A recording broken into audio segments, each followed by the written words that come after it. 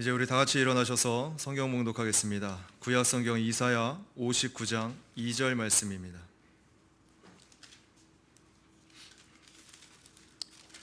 이사야 59장 2절, 우리 딱 한 절입니다. 다 같이 한 목소리로 합독하겠습니다. 오직 너희의 죄악이 너희와 너희 하나님 사이를 갈라놓았고 너희의 죄가 그분의 얼굴을 가려 너희에게서 그분이 듣지 아니하시는 것이니. 아멘. 자리에 앉겠습니다. 오늘은 우리 기독교 강요 2권 12장 부분입니다. 특별히 1절부터 3절까지 하나님이시여 사람이신 그 중보자의 필요성에 대해서, 다시 말해 중보자가 하나님이 동시에 사람이 되셔야 하는 그 이유를 다루고 있고요. 그리고 4절부터 7절까지는 그 성육신 사건, 중보자에 대한 그 오해나 그런 잘못된 내용에 대한 반박으로 이루어져 있습니다. 그래서 우리가 시간상 12장을 다 다룰 수 있을지 모르겠는데 하여튼 진도 안에서 말씀을 전하도록 하겠습니다. 우리 1절에 보시면 우리 하나님이시고 사람이신 중보자의 필요성에 대해서 칼빈은 이야기를 합니다. 바로 하나님께서 자신을 우리에게 나타내시는데 바로 우리와 교제하신다 말할 때에는 어떠한 신비적으로 환상을 본다거나 기적을 체험한다거나 예수 그리스도의 이름을 마치 주문처럼 사용한다는 그러한 의미가 아니라 하나님께서 바로 자신을 우리에게 나타내 보이신 절정이 바로 성육신 사건입니다. 하나님께서 성육신하신 이 사건은 만일 우리 인간에게 죄 문제가 없었다면 결코 필요치 않았을 것입니다. 오늘 우리의 죄악에 마치 구름처럼 우리와 하나님 사이에 가득 끼어 있어서 우리를 천국에서 완전히 격리시켜 놓았으므로 하나님은 전적으로 거룩하신 분이기 때문에 바로 죄악과 함께 거하지 아니하시며 차마 그 악을 보지 못하시는 분이십니다. 태초에 하나님과 허물이 없이 지내던 인간을 하나님과 멀어지게 한 그 원흉이 바로 이 죄 문제입니다. 바로 죄가 있기 전에는 하나님과 그 에덴 동산에서 끊임없이 아담은 하나님과의 교제를 허물 없이 그렇게 함께 그것들을 교제를 나눴습니다. 그러나 죄가 들어온 이상 이제는 하나님과 인간 사이에는 마치 구름이 낀 것처럼 그 간격이 벌려졌고 이제는 거룩하신 하나님과 죄인된 인간의 그 특성상 바로 함께 할 수 없는 그러한 존재로 전락되었다는 것입니다. 자, 그래서 이 죄는 하나님과 인간의 관계를 멀어지게 만들었고요. 또한 이러한 망치는 관계는 서로 사랑하고 돌봐야 되는 우리 인간, 바로 하나님의 형상대로 지음받은 그 인간 사회에서도 그 관계가 다 파괴하고 깨트리는 그러한 관계가 되어버렸다는 것입니다. 심지어는 가족이라는 공동체 안에서도 어때요? 부부간의 관계 안에서 또는 부모와 자녀의 그 관계에서 때로는 형제들과의 그 관계가 이 죄로 말미암아 서로 간의 관계가 파괴되고 망치는 것을 쉽게 우리는 볼 수가 있습니다. 서로 사랑하고 아껴줘야 되는 관계가 때로는 남보다도 못한 원수처럼 지내는 것을 보면 참으로 슬픈 것이죠. 그 이유가 무엇입니까? 바로 죄 때문이라는 것입니다. 자, 그래서 오늘 본래 중보자는 양쪽의 형편을 다 살필 수 있어야 했는데 여기서 양쪽이라면 바로 하나님 쪽과 사람 쪽을 말합니다.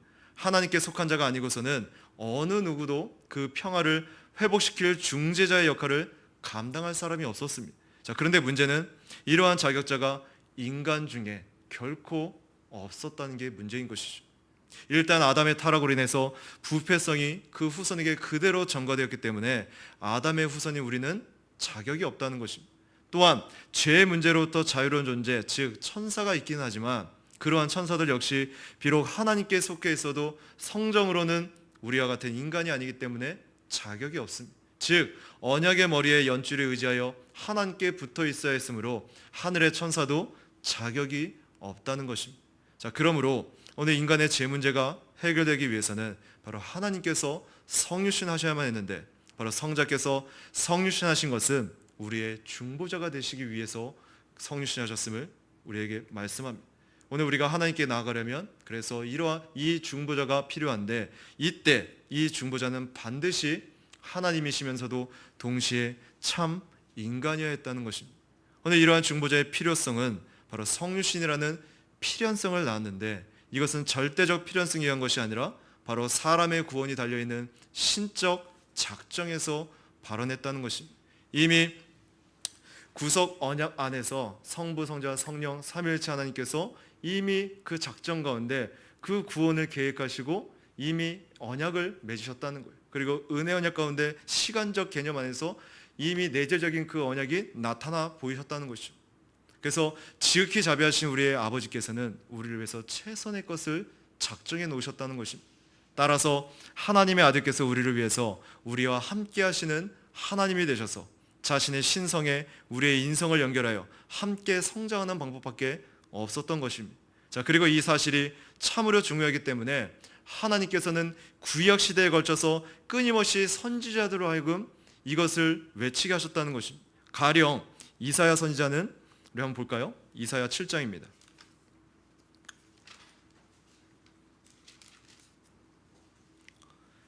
이사야 7장 14절입니다. 같이 읽겠습니다. 그러므로 주께서 친히 너희에게 징조를 주실 것이다. 보아라, 처녀가 잉태하여 아들을 낳을 것이며 그의 이름을 임마누엘이라 부를 것이다. 아멘. 자, 지금 처녀의 몸에서 구세주가 나신다는 이 유명한 예언대로 하나님의 아들께서 성신해서 세상에 들어오셨습니다. 마태복음에 보면은 바로 예수 그리스도의 탄생을 통하여 이와 같은 이사야의 예언이 성취되었다고 언급하면서 바로 임마누엘의 의미를 하나님이 우리와 함께 계시다라고 말하고 있습니다. 그래서 이미 마태는 의도적으로 마태복음 1장에서 임마누엘 하나님이 우리와 함께 하심으로 시작하면서 마태복음 28장 마태복음 서신을 마무리하면서도 의도적으로 어떻게 합니까?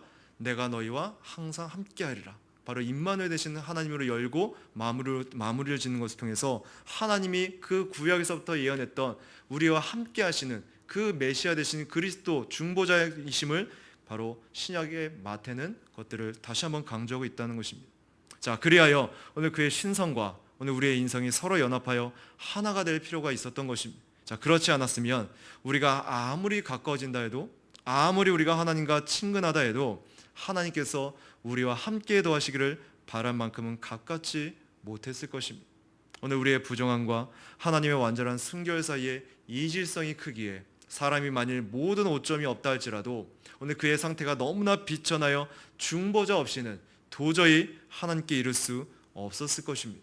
자, 그런데 더욱이 지금 인간의 상태는 어때요? 치명적인 타락의 상태에서 죽음과 지옥 속으로 떨어지고 온갖 오점으로 더러져 있고요. 자신의 부패함으로 얼룩져 있고 모든 저주들로 인해서 완전히 압도되어 있는 처지가 되어버렸다는 것입니다. 자, 그러므로 바울은 중보자를 묘사하면서 그분이 사람이시라는 사실을 명확하게 우리에게 제시하고 있습니다. 한번 볼까요? 디모데전서 2장입니다.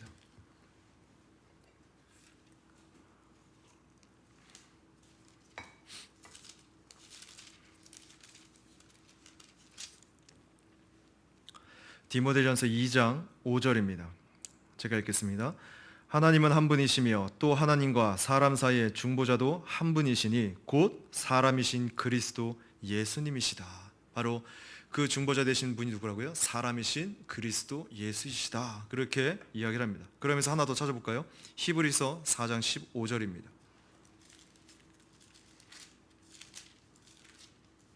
히브리서 4장 15절 제가 읽겠습니다. 우리에게 계신 대제사장은 우리의 연약함을 체휼하지 못하는 분이 아니시니 모든 면에서 마찬가지로 시험을 받으셨으나 죄는 없는 분이시기 때문이다.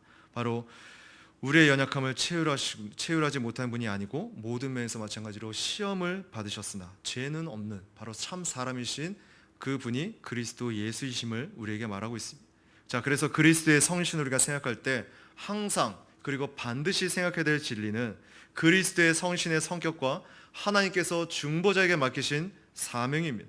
오늘 인간이 하나님과 화해할 수 있기 위해서는 기본적으로 두 가지 조건을 충족시켜야 했습니다. 첫째는 바로 죄책이 제거되는 일이고요. 둘째는 불순종이 해결되는 일입니다. 자, 그런데 이것이 해결되기 위해서 그리스도의 성신이 필요했고요. 이는 필연적일 수밖에 없었다는 것입니다. 자, 그래야만 예수 그리스도께서 우리를 위해서 대신 죄값을 치른 일이 가능해지고요. 우리를 대신하여 하나님께 순종하는 일도 가능해진다는 것입니다. 하나님의 아들께서 성신을 통하여 우리와 같은 동일한 인간이 되신 중요한 목적 두 가지가 이렇습니다. 자, 그러므로 우리의 중보자는 반드시 사람이어야 되는데 그것도 참 사람이셔야 하고요, 완전히 의로운 사람이셔야 합니다. 자, 왜 반드시 사람이어야 되나요? 바로 죄를 지은 사람이 사람이기 때문입니다. 자, 그러므로 사람이 죄에 대한 보상을 해야 하는 것이 필수적이라는 거예요.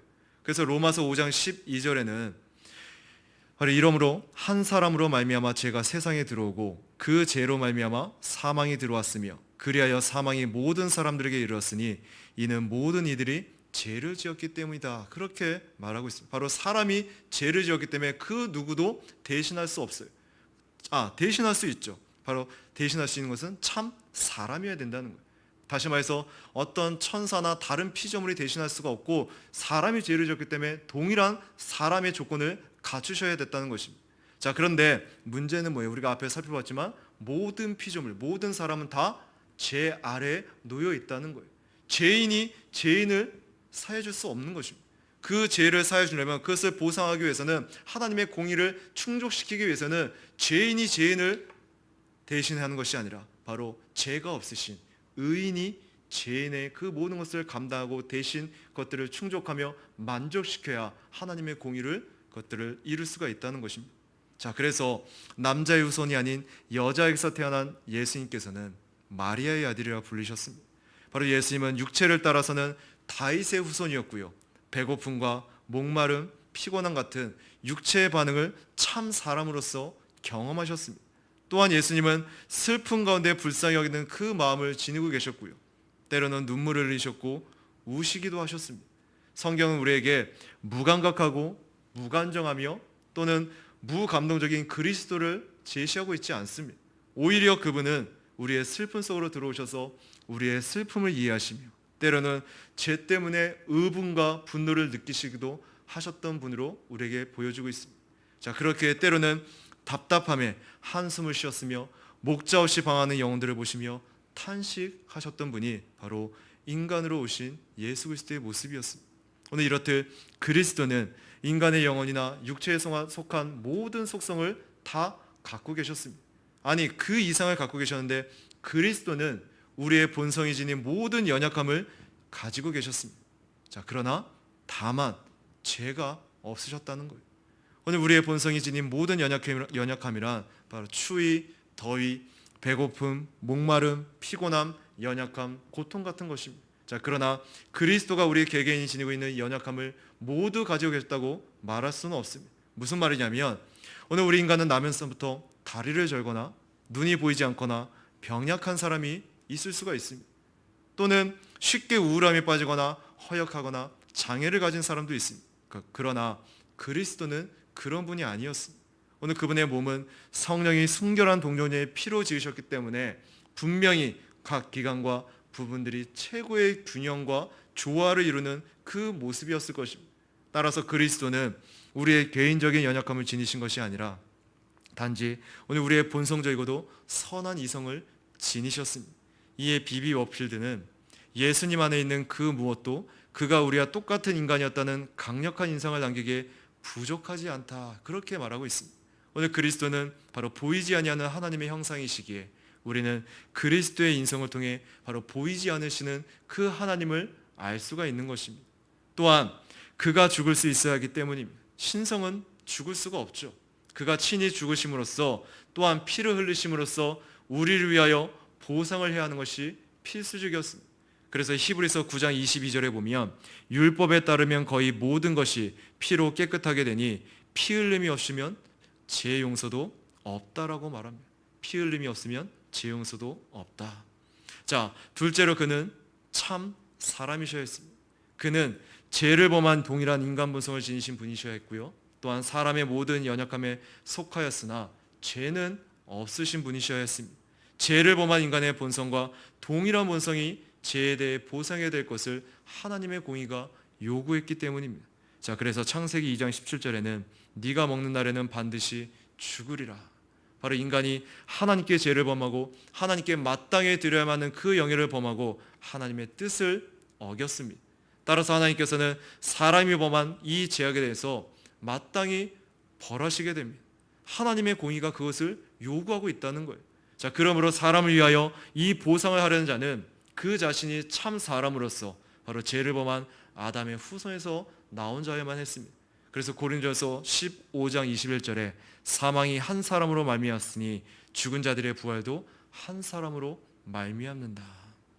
셋째로는 그는 의로운 사람이셔야 했습니다. 참 사람이시면서도 의로운 사람이셔야 됐다는 거예요. 이 세상에서 우리는 매일매일 죄를 범합니다. 자, 그래서 우리는 매일 우리의 빚을 더하고 있다는 거예요. 그래서 성경은 죄를 종종 빚으로 비유하잖아요. 마치 파산당한 사람이 파산당한 사람을 구할 수 없듯이 사람은 의에 대하여 파산했고요. 매일 그 의의 빚은 늘어나고 있다는 거예요. 자기 자신이 신용불량자인데도 다른 사람을 대신해서 보증서를 줄 수 없는 것과 같다는 것입니다. 자, 그래서 우리 주위에 사람이 그렇게 많아도 다 아담 안에서 부패한 상태로 태어난 자들이기 때문에 내 죄값을 대신 치러줄 그 사람은 한 사람도 없다는 것입니다. 중보자는 바로 아담 안에 속하지 아니한 사람으로 곧 둘째 아담으로 태어나야 하며 반드시 의로운 사람이어야 합니다. 자, 그래서 우리 예수님을 그 성유신 사건을 가르칠 때 남자의 후손으로 말하지 않고 여자의 후손으로 그렇게 구별됐다는 거예요. 자, 그러므로 우리의 구주가 되시기 합당하려면 또한 그의 희생이 자기 자신을 위해서가 아니라 우리를 위해서 역사하려면 그는 원죄와 자번죄의 흔적조차도 없이 완전 무결한 분이셔야 됨을 말하고 있습니다. 이에 베드로전서 3장 18절에는 그리스도께서도 죄를 위하여 고난을 당하심으로 의인으로서 불의한 자를 대신하셨으니 이는 너희를 하나님께로 인도하시려는 것이다. 그분께서는 육체로는 죽임을 당하셨으나 영으로는 살리심을 받으셨다. 바로 죄를 인하여 고난을 당하시는데 의인으로서 불의한 자를 대신했다고 말하고 있습니다. 만일 중보자 자신이 죄인이었다면 그 자신도 하나님의 진노를 면치 못했을 것입니다. 다른 이들을 위하여 하나님의 호의를 확보하고 형벌을 면하게 해준다는 것은 더더욱 불가능한 일이었을 것입니다. 그리고 의인으로서 당한 것이 아니었다면 바로 그의 고난과 죽음이 다른 이들의 죄를 위한 속량물이 될 수도 없었을 것입니다. 자, 그러므로 고린도후서 5장 21절의 말씀대로 하나님께서는 죄를 알지도 못하시는 분을 우리를 대신하여 죄를 삼으셨다. 이는 우리가 그분 안에서 하나님의 의가 되게 하시려는 것이다. 바로 이 말씀을 통해서 우리는 정가의 원리를 우리가 생각할 수 있죠. 바로 죄를 알지도 못하시는 예수님을 마치 죄 덩어리로 그렇게 취급하시는 것은 우리를 의 덩어리로 만드시기 위함이라는 것입니다. 죄 덩어리는 우리를 의 덩어리로 만들고 의 덩어리는 그분을 죄 덩어리로 만드셨습니다. 이게 정가죠. 오늘 이 사실을 우리가 믿어야 된다는 거예요. 자, 그러므로 누가 우리에게 당신은 의인입니까? 라고 물었을 때 우리가 무엇이라고 대답해야 됩니까? 나는 의인이라고 대답할 수 있어야 됩니다. 이는 단순히 우리가 구원파식의 난 의인입니다, 난 구원받았습니다, 그런 차원이 아니라 이것을 제가 월요일날 하이데크 요리문답에 했던 그 내용으로 좀 다시 예를 들자면 성찬으로 좀 예를 들자면 성찬에 누가 참여할 수 있습니까? 그죠? 바로 자기 자신을 돌아보고 믿음으로 참여할 수 있는 것입니다. 바로 자기의 죄로 인하여 자기 자신에 대해서 진정으로 슬퍼하면서도 자기가 그리스도로 말미암아 제사함을 받았음을 신뢰하며 또한 자기에게 남아있는 연약함이 그리스도의 고난과 죽으심으로 말미암아 가려진다는 것을 신뢰하는 자들이 참여한다는 거예요. 그래서 내가 누군가가 의인이라고 물었을 때 내가 의인이라고 대답할 수 있는 것은 그 앞에 전제는 뭐예요? 상한 신령, 가난한 신령, 낮아지고 겸손한 신령이 있는 자만이 정말로 하나님 앞에 부끄럽고도 때로는 죄송하면서도 그 앞에 감사한 마음으로 나는 의인이라고 말할 수 있는 거예요. 왜요? 그 기준을 나에게 두는 것이 아니라 그리스도를 바라보면서 그리스도 안에 내가 그 안에 신뢰를 두고 있기 때문에 그렇게 대답할 수 있다는 것입니다. 자, 그래서 오히려 내가 죄인됨을 더욱더 자각하며 할수록 올바른 반응은 뭐예요? 거기에 내가 빠져서 하나님께 나아가는 것을 내 스스로 차단하는 것이 아니라 더욱더 믿음으로 주님께 나아가야 하는 것입니다. 왜요? 그 길밖에 없기 때문입니다. 죄책감에 나는 못해요, 나는 못 나가요, 내가 어떻게 해요, 이 말은 정가의 원리를 모르는 것이요, 이 말 속에는 반대로 내가 어떤 내 기준에 만족할 만큼 도달한다면 나갈 수 있고 할 수 있다는 것은 예수님 없이도 내가 뭔가를 하겠다는 교만의 원리라는 거예요. 그렇다면 그 자리에 그리스도가 필요치 않은 것이죠. 여러분, 오늘 우리는 여전히 부패성으로 죄인이지만 정가의 원리 가운데 그리스도의 옷을 덧입었기에 의인임으로 믿는 것입니다. 우리 머릿속에는 어제 지었던 죄, 또 오늘 아침에 지었던 죄가 다 떠올라서도 스스로도 뻔뻔한 것 같고 낯이 뜨거워집니다. 그러나 오늘 우리 자신을 보면 우리는 얼굴을 붉힐 수밖에 없고 당신이 의인이라는 그 말에 아무 할 말이 없는 것입니다. 자, 그런데 의인입니까? 그렇게 물었을 때 우리는 어떻게 해요? 나 자신을 보는 것이 아니라 바로 그때 예수 그리스도를 바라보는 것입니다. 그리고 믿음으로 아멘하며 그 앞에 나아가는 것입니다. 이것이 믿음이죠. 그래서 오늘 믿음의 원리는 내 기준에서 내 스스로를 그 어떤 열매적인 내 어떤 행동에 그 유무로 내가 대답하고 나가는 것이 아니라 비록 내 상황에 내 상태는 여전히 죄성 가운데 그 안에 머물러 있는 것처럼 보이지만 그 모든 믿음의 근원이 나에게 있는 게 아니라 하나님께 있음을 기억하면서 오직 그것들을 이루신 그리스도 안에 있음을 기억하면서 그리스도를 바라보며 나아가는 것, 신뢰하는 것, 이것이 바로 믿음이라는 거예요.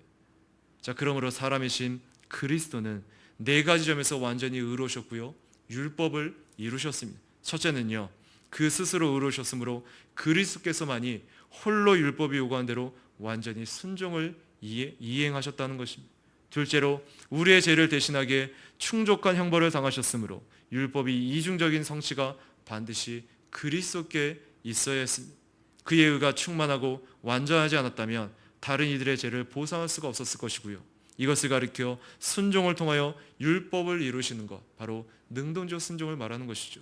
또한 그런 형벌을 당하지 않으셨다면 그로써 우리를 영원한 형벌에서 구원하실 수가 없었을 것입니다. 오늘 이러한 순종을 우리는 수동적 순종이라고 말합니다. 그가 우리를 위하여 고난을 당하심으로써 우리가 영원한 정죄 아래 있지 않도록 하셨다는 것입니다. 셋째로는 그리스도께서는 그의 성령으로 말미암아 우리 속에서 율법을 성취하십니다.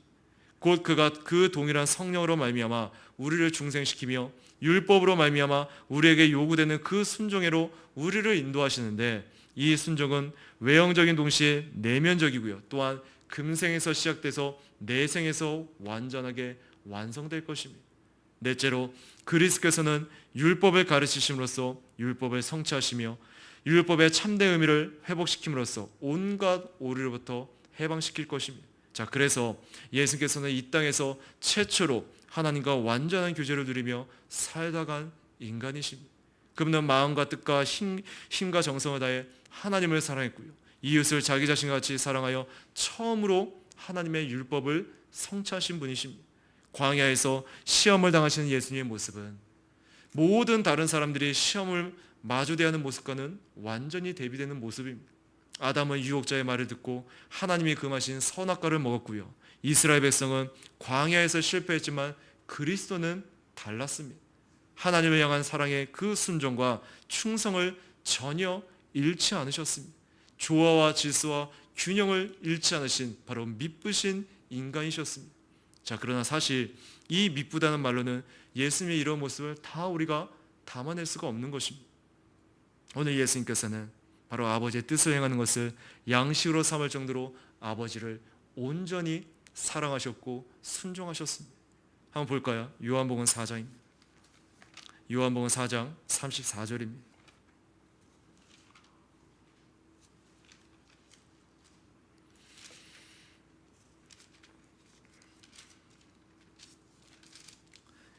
요한복음 4장 34절 제가 읽겠습니다. 예수께서 그들에게 말씀하셨다. 나의 양식은 나를 보내신 분의 뜻을 행하고 그분의 일을 완성하는 것이다. 오늘 아버지를 온전히 사랑하신 그분은 항상 그것을 양식으로 삼고 그 뜻에 순종하며 그 일을 완성하셨다고 말씀합니다.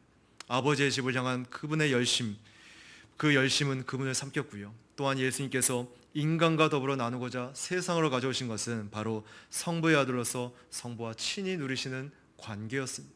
또한 그분의 삶은 어떠했습니까? 그분은 이기적이도 무정하지도 잔인하지도 폭력적이지도 삐뚤어지도 인색하거나 교만하지도 않으셨습니다. 이 말을 한 단어로 표현하자면 그분은 죄가 없으셨다는 것입니다. 죄가 없다는 말은 바로 아름답고도 역동적이며 매력적입니다. 사실 그래서 우리가 이 인류의 역사 가운데 죄가 없는 그 인간은 우리가 한 번은 예수님 외에 한 번은 못 봤기 때문에 그 죄가 없는 그 상태가 어떠한지 우리는 잘 실감을 느끼지 못합니다. 자, 그러나 오늘 예수님의 모습을 통해서는 우리가 엿볼 수 있다는 거예요. 그 모습이 어떠한지를 우리가 짐작해 볼 수 있고 또한 말씀을 통해서 우리는 볼 수 있다는 거예요. 자, 그래서 예수님께서 공생의 기간 동안에 특징 중에 여러 특징이 있지만 그 중에 하나가 뭐예요? 항상 예수님 주변에는 사람들이 몰렸습니다. 왜요? 다들 죄인이었고 다들 그 안에서 아등바등하며 그 형상이 깨진 상태에서 그렇게 서로에게 관계가 깨진 상태에서 살다가 죄가 없으신 거룩하고 흠이 없으신 그 인간의 참 인간의 모습을 보니까 너무나 다른 그러한 모습을 보니까 거기에 매력적으로 느꼈다는 거예요. 그래서 예수님의 삶은 항상 사람들을 휘어잡는 매력이 있었고요. 또한 그 삶에는 항상 생명력이 넘쳤다는 것입니다. 그래서 건강과 치유, 떡과 물고기 등 그분이 계신 곳에서는 모든 것이 어때요? 풍성했습니다. 예수님은 주목하지 않을 수 없는 분이셨고요. 주변에는 언제나 사람들로 넘쳐났다는 거예요.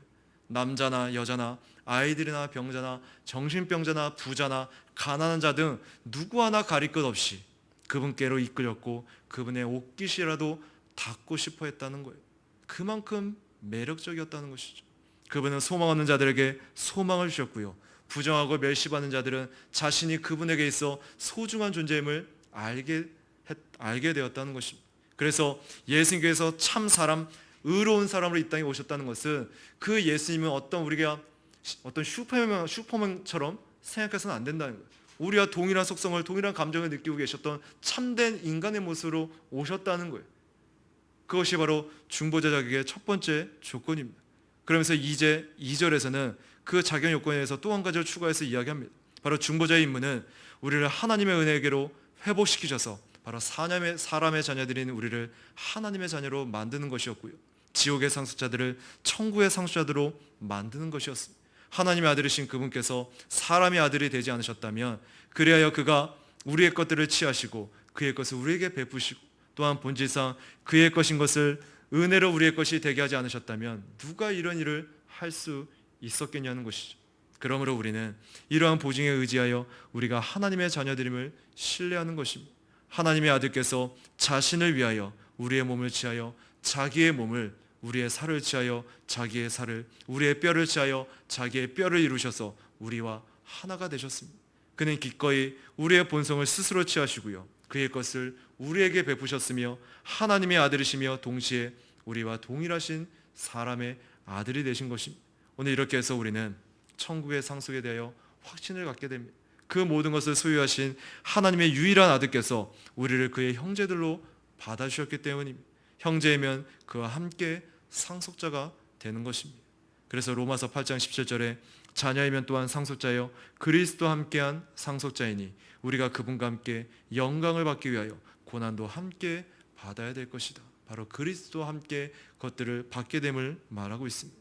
그래서 중보자의 임무의 또 다른 측면은 죄를 정복하며 죽음을 삼켜버리고 세상과 공중의 권세를 파멸시키는 것이었으며 그는 필수적으로 참 하나님이어야 했다는 것입니다. 그래서 참되고 전능하신 하나님이셔야 하는 이유는 첫째로 바로 그의 신성의 권능으로 말미암아 그의 인성이 죄에 대한 하나님의 무한한 진노를 감당하시고요. 또한 죄에 대한 형벌을 당하시기 위함입니다. 그 형벌은 기간에 있어서는 일시적이었지만 그 중앙과 위엄과 가치에 있어서는 무한한 것이었습니다. 오늘 우리의 중보자께서 그저 사람에 불과하고 그런 상태로 하나님의 그 진노의 짐을 스스로 짊어지셨다면 그는 바로 그 무게에 눌려 뭉개졌을 것입니다. 죄에 대한 하나님의 무한한 진노를 다 감당한다는 일은 아주 심각한 일이었기 때문입니다. 여기서 우리는 예수 그리스도의 죽음이 왜 그렇게도 심각한 것인지를 이해할 수 있습니다. 흔히들 사형 선고를 담당하게 받아들였던 그 소크라테스의 죽음과 예수 그리스도의 죽음을 비교하는 이들이 있습니다. 아주 당당하게 자신의 죽음을 받아들이던 소크라테스에 비해서 겟세마네의 그 고뇌에 찬 기도를 울리며 십자가를 바라보던 그리스도는 너무나도 상대적으로 연약해 보였다는 거예요. 자, 그러나 이것은 예수 그리스도가 과연 어떤 죽음을 죽어야 한다는 것을 잘 인식하지 못한 비교라는 거예요. 소크라테스는 비록 그가 기소당한 그 죄로 죽을 이유가 없는 억울한 죽음을 사형을 받는다 해도 그는 그저 한 사람의 인간이 죽는 그런 죽음을 죽을 뿐입니다. 그냥 한 사람으로서 죽는 죽음이에요. 자, 그러나 예수 그리스도는 자신이 인간들의 죄에 대한 그 하나님의 무한하신 진노를 어떻게 해요? 다 짊어지시고서 죽는 죽음을 죽어야만 한다는 것, 그것을 너무나도 잘 알고 계셨다는 것입니다. 온 인류의 그 짐, 그 죄의 짐을 짊어지셨다는 거예요. 자, 그렇게 그는 죄에 대한 하나님의 그 진노를 생각하면서 그러한 형벌과 저주의 죽음은 참으로 하나님께서 저버림을 받는 죽음이라는 것을 알기에 그렇게도 고뇌하며 기도하셨다는 것입니다. 만일 그가 그저 한 사람의 인간이기만 하였다면 그는 이 무한한 진노의 부담을 견뎌내지 못했을 것입니다. 그러므로 그가 절망 가운데 빠지거나 뭉개지지 않고 무한한 형벌을 감당하시기 위해서는 반드시 무한한 힘을 소유한 분이셔야 했고요. 그렇기 때문에 참 하나님이셔야 했던 것입니다. 둘째로는 구속자가 지불한 속량금이 무한한 가치를 지녀야만 했습니다. 오늘 우리의 영혼의 구속을 위하여 충족한 그 위엄과 공로를 소유하기 위해서는, 그리고 하나님의 심판에서 우리의 죄를 속하고 우리가 잃어버렸던 그 의와 생명을 우리 속에 회복시키는 그 목적을 위하여 효용이 있기 위해서 그것이 무한한 가치가 있는 것이어야만 했다는 것이죠. 그러므로 그분이 우리를 위하여 이러한 보상을 할 수 있고요. 또한 무한한 위엄을 소유하신 분이 소유하신 그 분이신 것이 즉 뭐예요? 하나님이셔야 했다는 것입니다. 셋째로는 중보자께서 성령을 주시고 교회를 모시며 거기에 임재하시고 또한 그의 죽음을 통해 값주고 사신 은택들을 베푸시고 보존할 수 있으려면 그가 반드시 하나님이셔야 했다는 것입니다. 바로 그가 희생제물이 되시고요, 그 스스로 죽음을 던져버리시고 또한 우리를 위하여 하나님께 간구하는 일이 그에게 합당한 일이었지만 동시에 우리가 더 이상 우리의 죄로 하나님을 거스르지 않으려는 그 확신을 주신 것도 그에게 합당한 일이었습니다. 그러나 오늘 우리가 부패한 상태에 있으므로 어느 누구도 우리를 대신하여 이를 약속할 수가 없었습니다. 오직 성령을 주실 능력을 지니시고 또한 그를 통하여 마음을 중생시키는 분만이 그것을 약속할 수 있는데 그 일은 오로지 하나님께만 해당되는 일이었습니다. 자, 그래서 앞에서 우리가 중보자의 필요성, 그 필연성에 대해서 설명한 후에 중보자는 참 사람이며 참 하나님이라는 그 자격을 달았고요. 그리고 이제 기독교가 3절에서 구속자의 사명에 대해서 말합니다. 바로 하나님과 화해하기 위한 둘째 조건은 멸망의 원인이었던 불복종을 해결하는 일이었습니다. 따라서 주님께서 사람으로 오셔서 아담을 대신하여 복종하셨습니다. 그리고 죄에 대한 벌로 하나님의 의로운 심판대 앞에 육신을 바치셨습니다. 그래서 요약하자면 그리스도께서 성신하신 것은 첫째로 인성으로는 우리의 죽음을 느끼시고요, 그리고 둘째 신성으로는 죽음을 정복하시기 위해서였습니다. 여러분, 사망이나 고통, 형벌, 고난과 같은 것들은 신성에 내릴 수 없습니다. 왜냐하면 하나님은 고난받지도 않으시고 죽으실 수도 없는 분이시기 때문입니다. 신성은 고난을 받을 수 없습니다. 오늘 인성만이 고난을 받을 수 있는 것입니다. 반대로 인성으로는 모든 인생들의 그 죄값을 감당할 수 없습니다. 오직 신성만이 감당할 수 있습니다. 그러므로 중요한 것은 이 신성과 인성이 신비하게 하나로 연합해 있는 한 인격 예수 그리스도께서 죽으심으로써 인성은 인성대로 고난을 받으셨을 뿐만이 아니라 신성은 신성대로 그 역할을 수행함으로써 모든 인생들의 죄값을 다 치르셨다는 것입니다. 자, 그렇게 죄값을 치르셔서 우리를 어떻게 구속하셨습니까? 오늘 예수님 자신이 우리의 죄값을 치르시기 위해 죽으시고 그리고 또한 부활하심으로써 본인이 먼저 의와 생명을 얻으시고 그 얻으신 것을 바로 자기와 연합한 모든 신자에게 나눠주심으로써 우리를 구속하시는 것입니다. 그리고 그 얻으신 사건이 바로 예수님의 부활 사건입니다. 오늘 예수님의 부활이 의미하는 바는 그분이 죽은 것이 자기 죄 때문이 아니라 의로운 자로서 불의한 자를 대신하는 대속을 위한 죽음이라는 것을 하나님이 인증하는 사건입니다. 그래서 하나님께서 그리스도의 그 죽음과 부활을 통해서 내가 그것들을 인정한다. 그것이 부활 사건이에요. 그래서 부활은 곧 예수님께서 의와 생명을 획득하는 사건입니다. 부활을 통해 예수님이 비로소 의인이 되신 것이 아니라 그분이 의인이라는 사실을 부활을 통해서 입증되는 것입니다. 그래야 얻은 그 의와 그 생명을 우리에게 주시는 것입니다. 자, 그래서 여러분, 오늘 이러한 그리스도 안에 인성과 신성의 연합의 원리를 좀 더 그 벨기에 신앙급에서 19조를 통해서 좀 더 살펴볼까 합니다. 19조에 보면은 제목이 이렇습니다. 그리스도의 한 위격 안에 있는 두 본성. 그래서 역사적으로 바로 그리스도 안에 있는 위격적 그 연합에 대해서 그리스도 안에 있는 이 신성과 인성의 이 부분을 너무나도 오해하고 또 이 가운데서 이단들이 많이 생기기 때문에 좀 이 부분을 조금 더 우리가 구체적으로 좀 살펴볼 필요가 있습니다. 자, 19조에 보면 이렇게 내용을 다루고 있습니다. 제가 읽겠습니다. 오늘 우리는 이 잉태로 말미암아 하나님의 아들의 위격이 인성과 분리되지 않고 연합되어 있으며 또 연결되어 있어서 하나님의 두 아들이 있는 것도 아니고 두 위격이 있는 것도 아니며 오직 두 본성이 하나의 위격 안에 연합되어 있음을 믿습니다. 그래서 신성 따로 인성 따로가 아니라 두 위격이 있는 게 아니라 오직 그 두 본성이 하나의 위격 안에 연합되어 있다는 거예요. 자, 각각의 본성은 그 자체의 구별된 속성을 갖고 있습니다. 그래서 신성과 인성은 구분할 수 있는데 그것이 한 위격 안에 연합되어 있다는 거예요.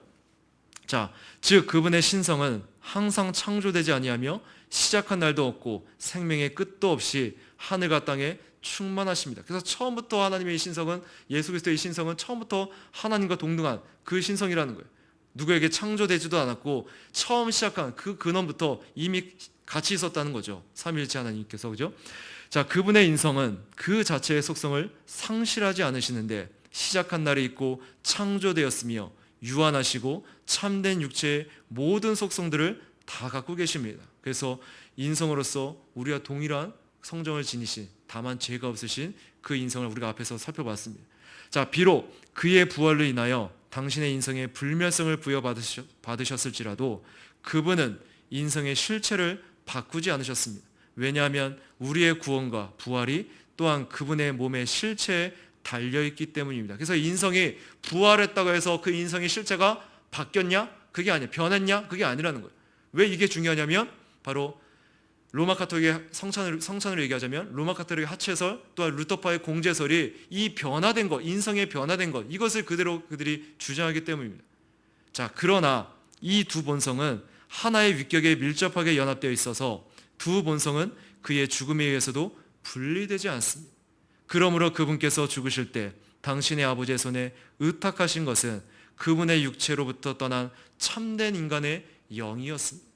한편 그분의 신성은 항상 그분의 인성과 연합되어 있었으며 심지어 무덤에 계신 동안에도 그분의 신성은 인성과 연합되어 있었습니다. 그리고 비록 신성 그 자체가 잠시 동안 드러나지 않았을 뿐 그분이 어린아이일 때에도 그분 안에 신성이 있었던 것처럼 신성은 그분 안에 언제나 남아 있었습니다. 그래서 예수님께서 이 땅에 철저하게 인성의 그 원령에서 신성의 제한 가운데 아버지의 뜻을 항상 묻고 기도하시면서, 왜요? 인성으로서 철저하게 제한된 그러한 상태였다는 거예요. 근데 그 가운데서도 신성은 연합되어 있었다는 거예요. 그리고 그것들을 드러내지 않으시고 스스로 제한하신 것이죠. 자, 그러므로 위와 같은 이유에서 우리는 그가 참된 하나님이시며 동시에 참된 인간이심을 고백합니다. 곧 참된 하나님으로서 그분은 당신의 능력으로 사망을 정복하셨으며 참된 인간으로서 그분은 당신의 육체의 연약함을 따라 우리를 위하여 죽으셨습니다. 그래서 하나님으로서는 그 사망을, 죽음을 정복하셨고요. 그리고 참된 인간으로서는 바로 그 연약함을 따라 우리를 위해서 죽으셨음을 말하고 있습니다. 그래서 여러분, 초대교회 당시부터 이 그리스도의 신인성 교리는 끊임없이 논란 가운데 이단들의 놀이터가 되었어요. 이 교리 안에서 굉장히 많은 이단들이 일어났고요. 주로 그리스도의 신성을 부정하는 이단들이 대부분이었습니다. 대표적으로 에비온파와 같은 경우는 예수님을 그냥 다윗이나 어떤 모세와 같이 하나님의 사명을 잘 감당한 훌륭한 사람들 중에 최고인 그러한 참된 인간이라는 것을 주장했습니다. 신성을 부정했던 것이죠. 그리고 사모사타의 바울 같은 사람은 우리가 잘 아는 대로 양자론을 주장했습니다. 그냥 평범한 사람인데 어느 날 세례요한에게 세례를 받으실 때 그때 로고스가 임해서 하나님의 양자가 되고 그리스도가 되셨다는 거예요. 그 전까지는 인간이었다가 그때 세례를 받는 순간 그때부터 이제 하나님이시다. 그 양자가 됐다. 그래서 양자론을 주장했습니다. 마치 우리가 성령으로 충만하게 될 때 하나님과 하나로 연합하여 하나님의 뜻을 준행할 수 있듯이 그렇게 성령님과 온전한 연합을 이루신 분이 예수님이라는 것입니다. 또한 아리우스 같은 사람은 예수님이 하나님이지만 피조된 하나님이라고 주장함으로써 그리스도의 참된 신성을 부정했습니다. 오늘 이렇게 그리스도의 신성에 관련한 많은 이단들이 있었는데 재미있는 것은요, 오늘 이러한 고대 이단들이 오늘날 그대로 재현되고 있다는 거예요. 다시 그 이름만 바뀌면서 똑같은 그 이단의 그 내용들을 그대로 주장합니다. 그 대표적인 예가 여호와 증인이죠. 또한 자유주의 신학자 유니테리언 등입니다. 그리스도의 그 신성을 다 부정합니다. 참된 그냥 인간의 모습으로 제한시켜버립니다. 만일 그리스도께서 하나님이 아니라면 어떻게 우리에게 하나님의 생명을 나누실 수가 있겠습니까?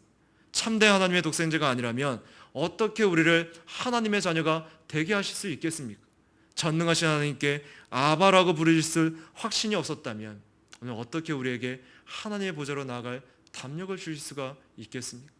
오늘 우리의 구원이 선한 이유는 오직 그리스도께서 그런 분이시기 때문입니다.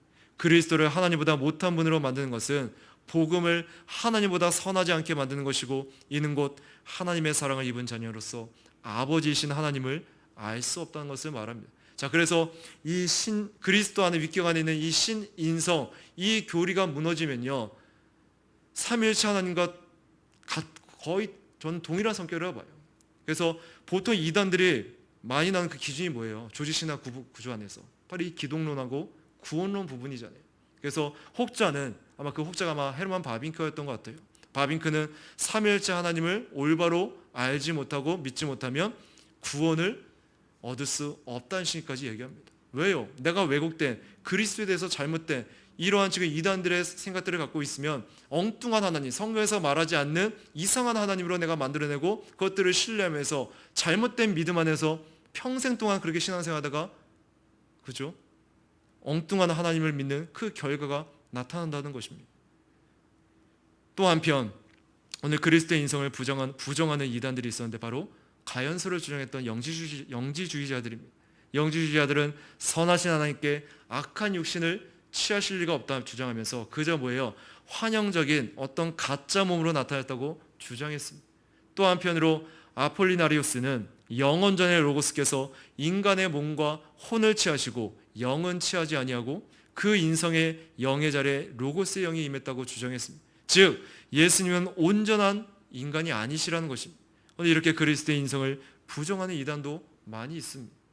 자, 그래서 중요한 것은 이러한 많은 이단들 앞에서 우리 믿음의 선조들이 어떻게 했는지를 좀 살펴봐야 됩니다. 그들은 침묵하지 않았고요, 바로 성경의 가르침에 따라 반응했다는 것입니다.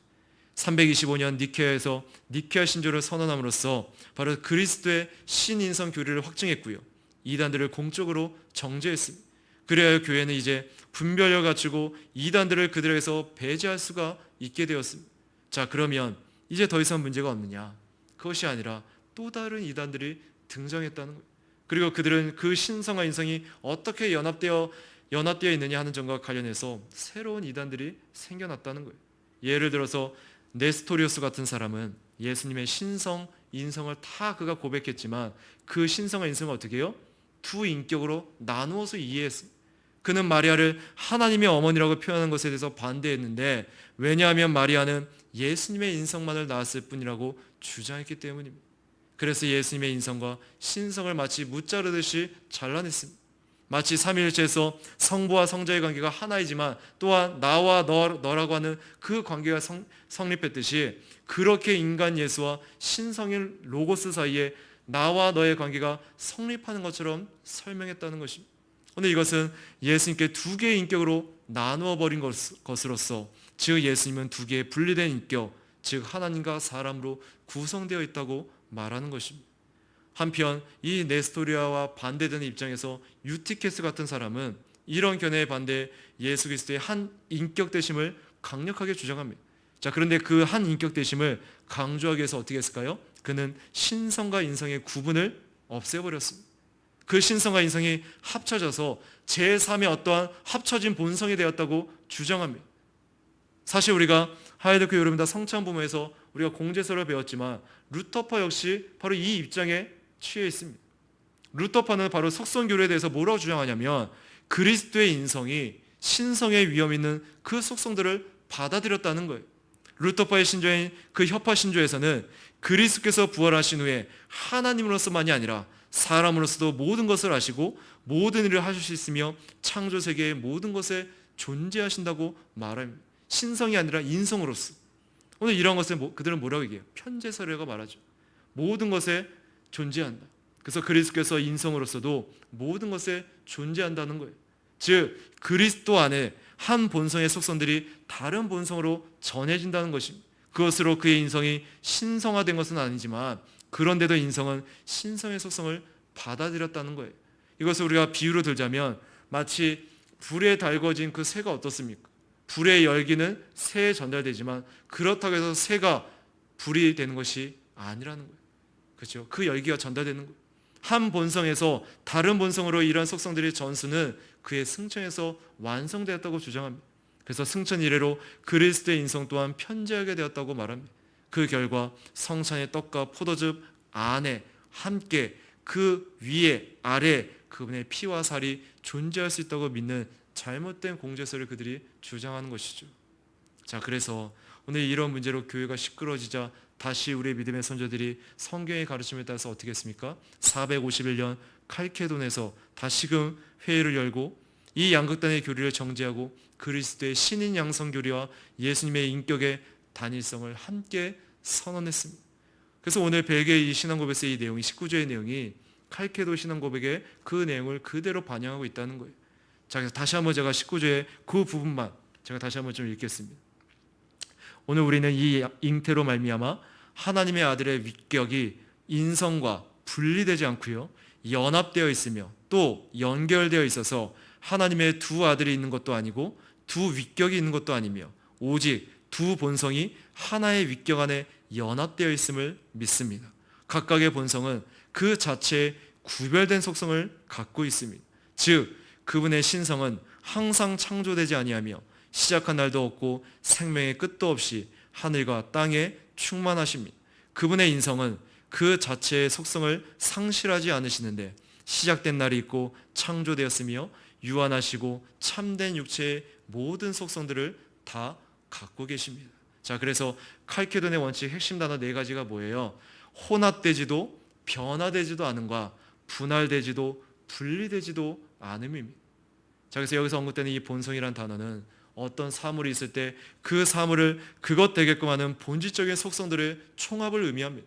예를 들어서 인간적인 본성, 이것을 인성이라고 말하죠. 사람이라면 누구나 공통적으로 가지고 있는 사람이라는 존재적 실체와 그 존재의 모든 특성들을 의미합니다.